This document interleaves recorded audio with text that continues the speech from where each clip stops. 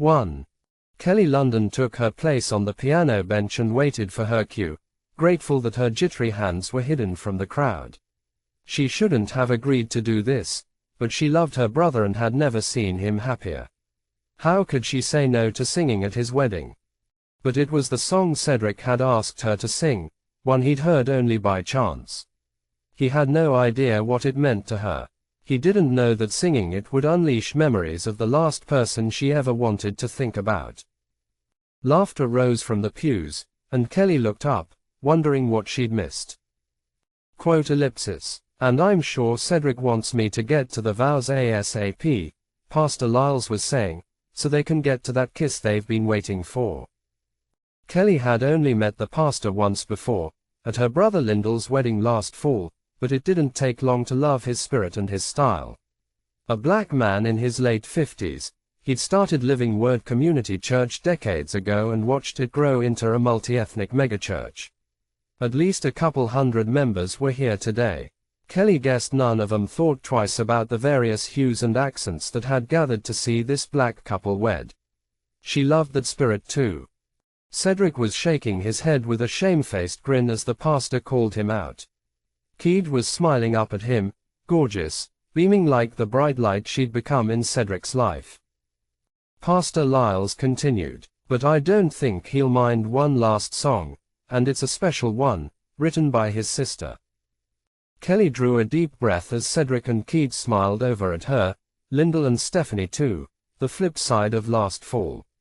Then Stephanie and Lyndall were the bride and groom, and Keed and Cedric were maid of honor and best man, which was how they met. Kelly loved the story, how Keed turned 40 on her younger sister's wedding day, thinking she'd never marry herself. Now here she was, a June bride. It was romantic that her brothers would now be married to sisters, but it somehow added to her melancholy, that each of them had found the love of his life. Kelly gazed at the piano keys, and knowing they had to, her fingers tapped the first notes. She fought to stay in the moment, in the church. Her eyes swept Keed and Cedric, imagined the lyrics were just for them. I will love you till the stars don't shine, and I will love you till the oceans run dry, I will love you till you know every why, I will. Her eyes closed, and he was there. A shiver of remembrance danced down her arms. She could still see the distant look in his eyes, could even hear him, that tone of indifference that echoed forever in her head. Kelly opened her eyes to capture another image, any image, but he was everywhere now.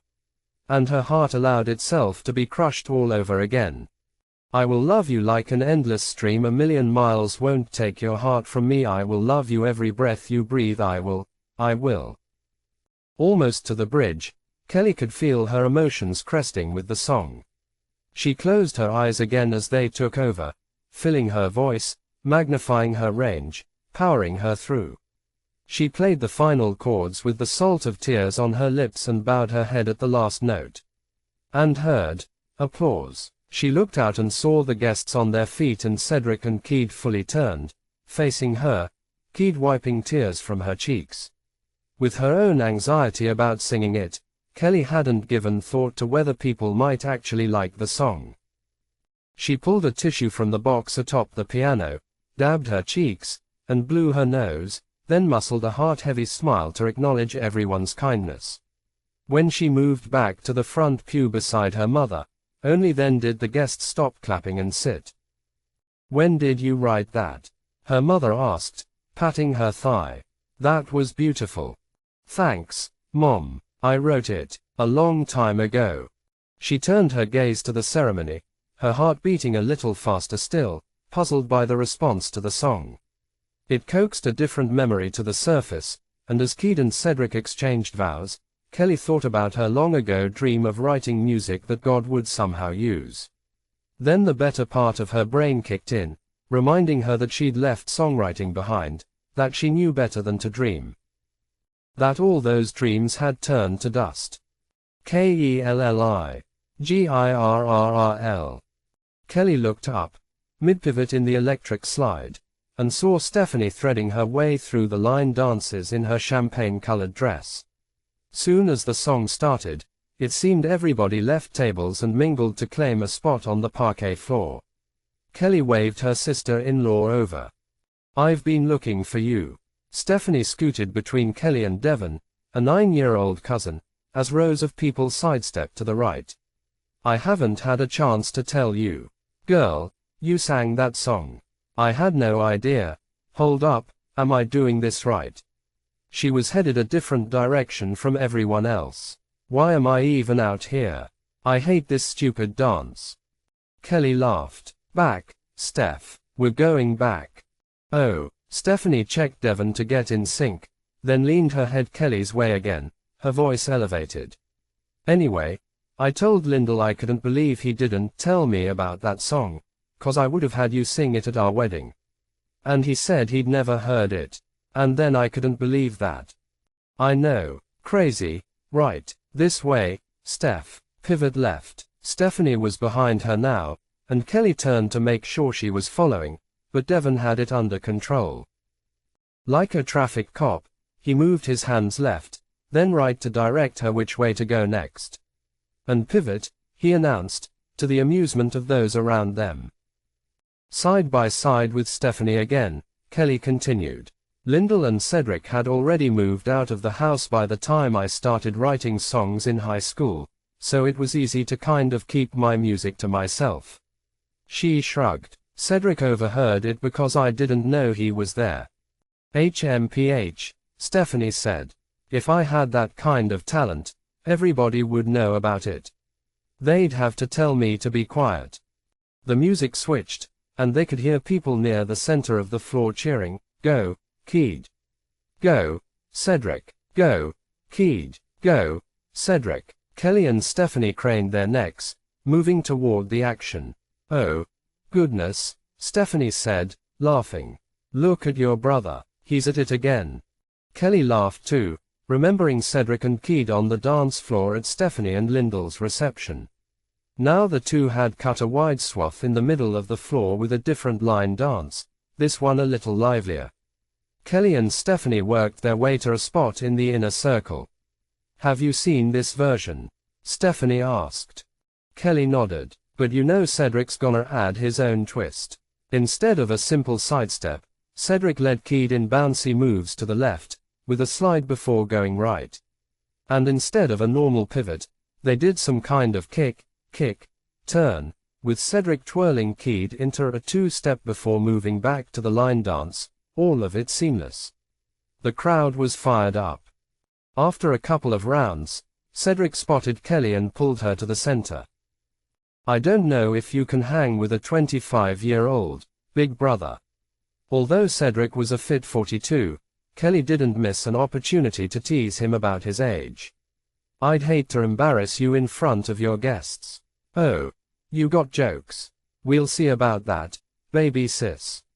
Kid led the cheers this time as Kelly whipped some different moves on him. Cedric paused, then mimicked every last one to let her know she couldn't show him up. Lyndall dragged Stephanie out there, literally, and Kelly was in stitches watching them try to copy what she and Cedric were doing. Soon everyone on the floor had joined in again, and then the music switched to Motown, which got its own cheers. Cedric draped one arm around Kelly and the other around Kid and led them off the floor. They stopped at the bridal party table, which had emptied of all but Dana, one of Kid's bridesmaids. "Why aren't you on the dance floor?" Cedric asked. "We need all the 40 and over folk representing." Dana glared at him. "Let's see how well you represent, with some heels on." "My feet are killing me." Then she nodded toward the dance floor. "My husband left me. He's out there with the kids. And last I saw, Scott wasn't representing too well either. He looked almost as bad as Stephanie with that electric slide." "I heard that, Dana," Stephanie said, walking up with Lyndall. "I could learn the dumb dance if I cared to. And since you're trying to clown me, I might do it just to keep my black rhythm points. Can't have a white guy showing me up." Dana got a kick out of that, laughing as auburn wisps fell about her face. "How about a white girl? Let's tell the DJ to play it again and see who's got it." Stephanie eased into a seat. "Ah, no thanks. I always told you, you're one of those black-white girls." You can go on the dance floor. Dana eyed the dancers out there. Well, pray for Mackenzie. I think the poor thing takes after Scott. Look at them. Kelly's heart was smiling. Because she lived out of state, she didn't know these women well, not even her sisters-in-law, but from her brief interactions, including last night's rehearsal dinner, she could tell she would like them. Keed pulled out a chair and sat, her beautiful gown, passed down from her mother, swishing over the sides. Think I can get away with sitting like this for maybe 5 minutes. Cedric massaged her shoulders. You're good. The Jackson 5's got everybody occupied. Dana touched Kelly's arm. The bridal table was talking about you earlier. Me? Why? Kelly took a seat. Are you kidding? That song. It was beautiful. Kelly blushed. Thank you. That's my little sister. Cedric beamed. Mine too, Lyndall said, giving her shoulder a squeeze. So proud of you, girl. He looked at the others. Just got her master's too, from UT Austin. I heard, Dana said. Is your degree in music? Kelly shook her head. One's in communications and the other's in public relations. Wow. Too. Dana nodded. That's awesome. Well, not really. Just means I didn't know what I wanted to do. Kelly didn't mind admitting it. But I'm done being a professional student. I'm looking for a job now. In Texas. Cedric's tone made clear what he thought of that. What part of Texas? Stephanie asked. Are you trying to stay in Austin? I've been looking at possibilities in Austin and Houston. And Dallas. Mostly Dallas, I'd bet, Cedric said. That's where her boyfriend is. He looked around playfully. Where is he anyway? I wanted to meet him. See if he measures up. What's his name? Miller. Kelly smirked at her big brother. Miles Reed. He wanted to meet you all too, but he had a conflict. I'm sure we'll get another opportunity, Cedric said, if I can get you to move back to St. Louis. Keed perked up. Ooh. Kelly, I'd love that. Any chance? I doubt it. Kelly hedged to be polite. Her mind had said a fast no. She hadn't lived in St. Louis since she left for college, and the distance had been good. Her mother had relocated to Little Rock to care for her mother, so Kelly had gone there on school breaks. How's the job market in Texas? Cedric asked. Improved any? Cedric knew the answer perfectly well. He was a VP at a headhunting firm. He'd made some calls for her, but nothing had materialized. Not exactly, Kelly admitted. I've been looking since early in the year, and, well, it's nearing the end of June. Lyndall rubbed his chin. I'm thinking you can be unemployed in St. Louis just as well as in Austin. Cedric gave a big nod to his brother. Better than in Austin. In St. Louis, you can be unemployed and hang out with your brothers. Keed raised a hand. And sisters. Don't forget about us. All of us, Dana said. We'd love to plug you into Daughters Fellowship. What's that? Kelly asked. It started years ago with Dana, Phyllis, and me. Keed pointed toward the dance floor at her other bridesmaid.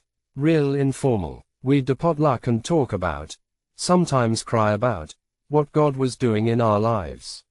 Stephanie crashed the party last year. Keed smiled at her younger sister. It's evolved into kind of a Bible study, Gabfest. Emphasis on Gab, Cedric said. Amazing how 2 hours can turn into 5, every single time.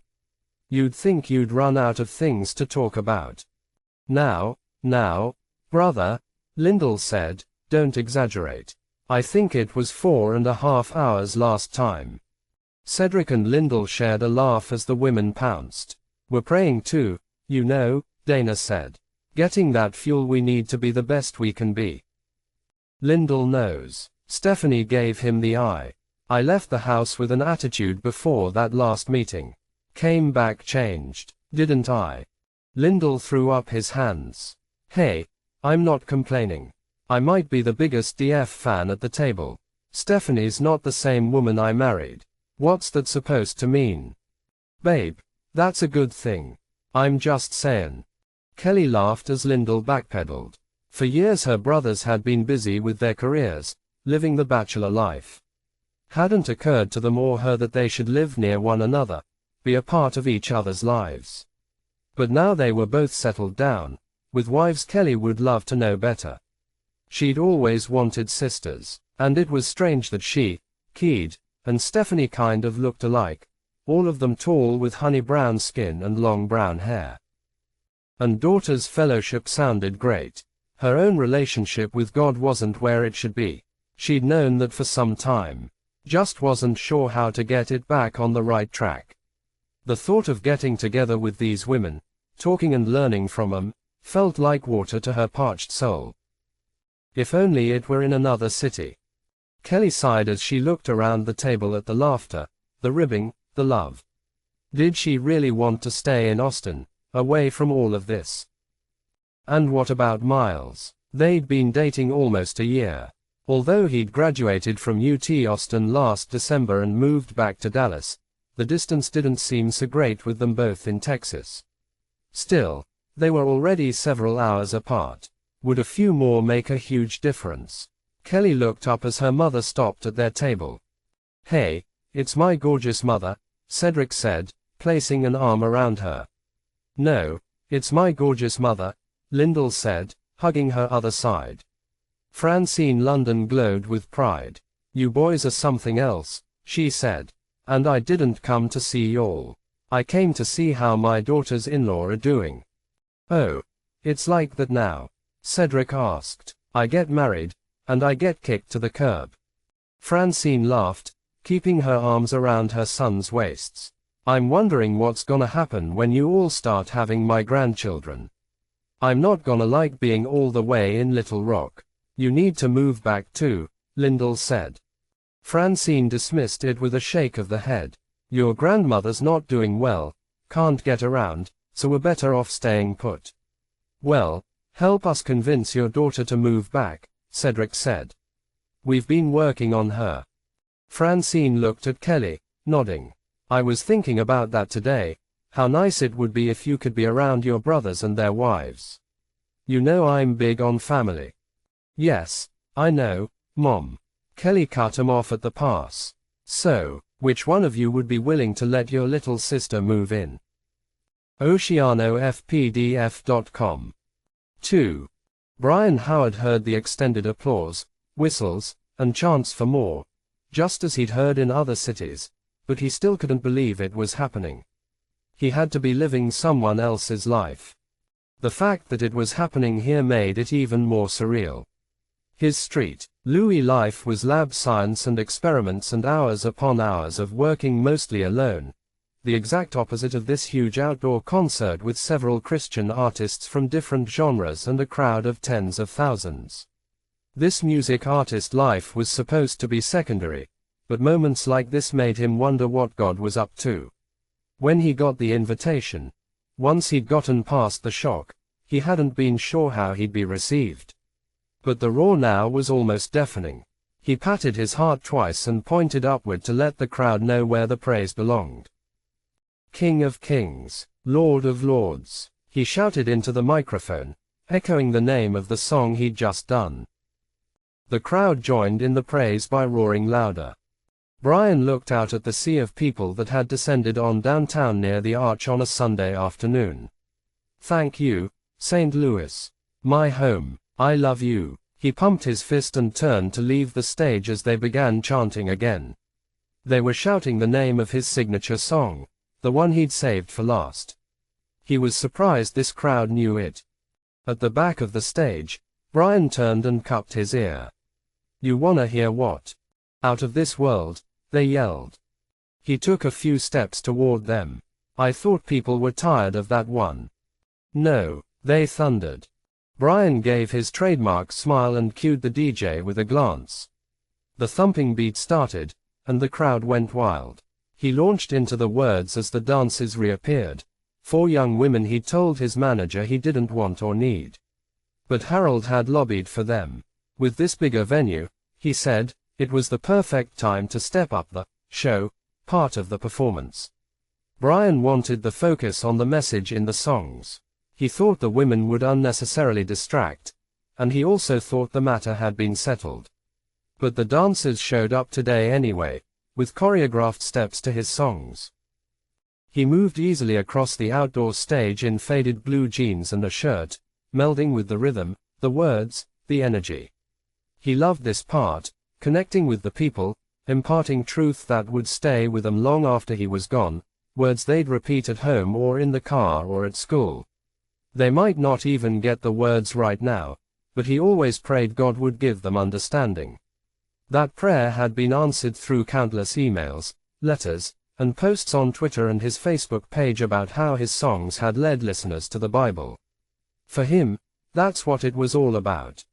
But music was also about business, a part he disliked more and more.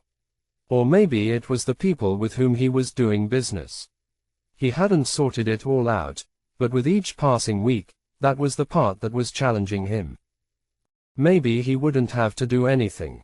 It was a very real possibility that he'd be giving all this up shortly to focus solely on a years-long ambition, a PhD in biochemistry. Brian came to his favorite part of the song, where he rattled off the names of God. He'd never forget God giving that to him over a bowl of cereal. The words were strung together beautifully in his head, already rhyming. He only had to write them down. He never would have believed God was calling him to do this, even on a secondary level, without moments like that, one after another. Brian Howard, Christian rapper. He hadn't even been a big rap fan. Yet here he was. The dancers struck their last pose as the song ended. Brian pumped his fist and took in the landscape of exuberant faces. God, this is unbelievable, really unbelievable. Does this have anything to do with my prayers? Are you speaking through this? St. Louis, you're awesome. He said, thank you for the love and the support. Keep living out of this world, living for Christ. He gave a final fist pump and turned, making his way through a black curtain at the back of the stage and down a set of steps, the dancers following. A security guy met him in the restricted outdoor area, then his manager and a dozen other faces, familiar and unfamiliar. Someone passed him a bottled water, and he took a long swig as they ushered him to a tent area set up for the talent. Alien, that was the bomb. You rocked the house, dude. Red-shirted workers gave him kudos, and he gratefully shook their hands. It had taken him a while to get used to being called Alien, his rap name. It was another thing he felt God had given him. He'd been studying 1 Peter when he was struck by the apostle calling Christians, aliens and strangers in the world. Harold put a hand on Brian's shoulder as they walked. Man, I'm telling you, you're about to go to a whole new level. Did you see how that crowd responded? You've got the skills, but it's more than that. They like you. He pondered it, near giddy. It's that clean-cut, boy next door look. I've got to hand it to you, that was the right call. I wanted edgy, but you knew the image that would work. Brian glanced at his manager. I'm just being me, Harold. That's all I can be. But it's not about me. He stepped inside the tent. Did you see all those arms raised in worship when I was praying? Gave me goosebumps. That was awesome. Harold pulled out his phone and started texting. Yeah, that was something. Brian stared at him a second, waiting for more. Seemed whenever he wanted to rejoice in the spiritual side of an event, Harold was focused on business. That was his job, but still. I'm already on this. Harold's fingers flew across the phone, trying to figure out how we can capitalize on what we saw today. This is gonna be bigger than we thought. The demographic is wide open. Don't get carried away, Brian said. I told you, this is a summer of decision for me. I'm not making any new directional moves until I know for sure this is what God wants me to do. Aha, Harold kept typing. You'd be a fool to give this up. And to sit in a lab. Boy, you're crazy. Crazy or not, if I can't come up with any songs for this new album, that'll be a huge sign. I ain't worried, Harold mumbled. Brian picked up his backpack and slung it over his shoulder. He wished he could say the same. The noise and activity of the other artists swirled around him, Beforehand he'd enjoyed meeting and talking to the others and praying in a circle with the sponsor organization. A local pastor, Dr. Mason Lyles, had led the prayer. Brian could see Dr. Lyles across the tent now. He'd hoped to get a chance to talk to the man before he left. He pulled out his phone to check his messages and was surprised to see a text from Aaron, a grade school friend. "In town for weekend. I know you're the man and all, but how about meeting a bro at Five Guys for dinner?" Brian smiled. He hadn't seen Aaron in more than a year. He sent a quick reply. "Brian." He turned and saw Nicole, editor of a popular online gospel magazine. He'd sat down with her earlier for an interview, and she'd shadowed him the rest of the day. "Hey, Nicole," he said. "Been watching the performances?" "Absolutely. You were amazing. I'd never heard you in person." Her eyes danced as she looked at him. "I hear you all are going out tonight." Brian quirked his brow. "Nah, I'm actually headed to meet." Harold raised a finger at him, half listening to their conversation, half in his own on the phone. He brought the call to a close. "Actually," Harold said, phone tucked in his hand, "we're planning to grab a bite, then check out Club Stratus." "All right, cool," Brian said. "Have a good time. I'll catch up with you tomorrow." "Excuse us a minute," Harold told Nicole. He pulled Brian a few feet away. "You're going too?" Brian frowned. "You know I'm not into clubbing. Anyway, I've got plans." Harold shook his head. "You got to?" "What do you mean, got to?" "Look," Harold glanced over to make sure they were out of hearing range. "From the vibe I'm picking up, Nicole likes you. She's the one who asked what we were doing tonight and whether we could all hang out. Wouldn't hurt, if you know what I mean." Brian couldn't believe what he was hearing. And yet, he could. "What do you mean, Harold?" Harold leaned in closer. "Nicole's got one of the hottest online trade magazines. Imagine the kind of press she'll give you if you flatter her with some time tonight." "You're serious?" Harold grew exasperated. "Yes, Brian, I am. Hop aboard the real world." He paused, letting a smile ease onto his face. "You should be jumping all over this. You're a hot-blooded male, aren't you?" He cast a glance Nicole's way. "Look at her." Brian stared at him a moment, unsure what to do, not about tonight but about the weeks to come. Did he need to end it now? And could he end it, given they had a contract? "I'll talk to her," Brian said finally. "And say what? You'll go, right?" Brian approached her. "I'm sorry, Nicole. My manager wasn't aware I had plans tonight. I appreciate all your time today, though. Can't wait to read the article." He gave her a smile. "I hate to hear that," Nicole said. "I was looking forward to getting to know you a little better, but I understand. Maybe another time." She pulled out a business card and wrote a number on the back. "That's my personal cell. Call anytime." As she passed Brian the card, her attention was diverted to someone behind him. "Dr. Lyles," she said, moving to greet him. "What a pleasure to meet you." "Nicole Armour." Brian stepped aside and watched them shake hands. "Nice to meet you, Nicole," Dr. Lyles said. When she had moved away, Dr. Lyles put his arm around the young guy standing with him. "Forgive the intrusion, but we're about to leave, and my grandson just had to meet Alien and get a picture with him." "No intrusion at all," Brian said. "I was waiting for the chance to meet you." They shared a laugh. "Hey, man, what's your name?" Brian bent a little, putting an arm around him. "Justin." "How old are you?" 12. "I know all the words to every song on your album. I even got one of your mixtapes and did a song at our family reunion." "Whoa, and for a minute there, I thought you were shy." Brian exchanged a smile with Dr. Lyles.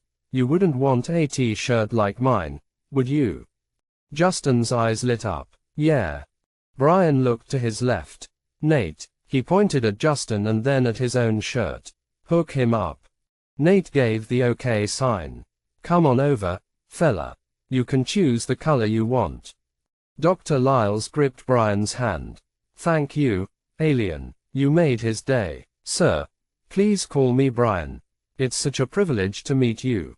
Privilege is mine, Dr. Lyles said. I'm impressed with your work. Really, Brian said. You mean, you've listened? Justin calls it keeping me hip. As if I weren't already. Dr. Lyles's eyes twinkled. I admit he had to persuade me, because it's not exactly my genre. He kept saying, Grandpa, this is the same stuff you talk about on Sunday. So I listened and got excited because not only could I follow what you were saying, I loved what you were saying. The bonus was I got to talk to Justin about things like what it means to live unashamed of the gospel. He grinned, which never happened after one of my sermons. He put a hand to Brian's shoulder. Keep doing what you're doing. Thank you, Dr. Lyles. Really, to hear you say that, to know you see worth in my music, is huge right now. Brian felt emotion rushing at him. His own childhood pastor had questioned what he was doing, even looked down on it. Out of respect for his grandmother, he had returned to the church he'd grown up in when he moved back after college. But he'd been struggling, especially this summer as he grappled with his future. Dr. Lyles looked him in the eye. Son, I'm not the only one who sees worth in what you're doing. I was out there during your performance. What a sight to see so many young people worshipping with you. Brian could feel his insides churning. Dr. Lyles, he said, I know you're extremely busy, but is there any way we could set up a time to meet next week? I really feel like I need your counsel. Dr. Lyles reached for his wallet and gave him a card. Let's do it, son. I'd love to meet with you. Brian laughed and took another bite of his burger. So I show up for this audition, Aaron was saying, thinking I'm perfect for the role of the suave guy who tries to win the girl by offering the candy bar. But no, they think I'm perfect as the voice of the baby who steals her heart with the right brand of chocolate. Brian laughed again. But that's cool, at least you got a part. When does it air? Next month sometime. Aaron sipped his Coke. I guess it's cool, but I've gotten 2 commercials, and both times I'm not actually on screen.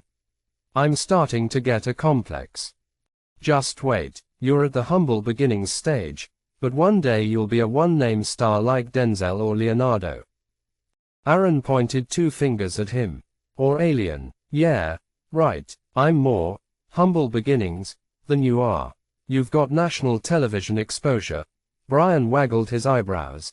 Even if we only see a cute baby face. He paused. But you should have seen the crowd today.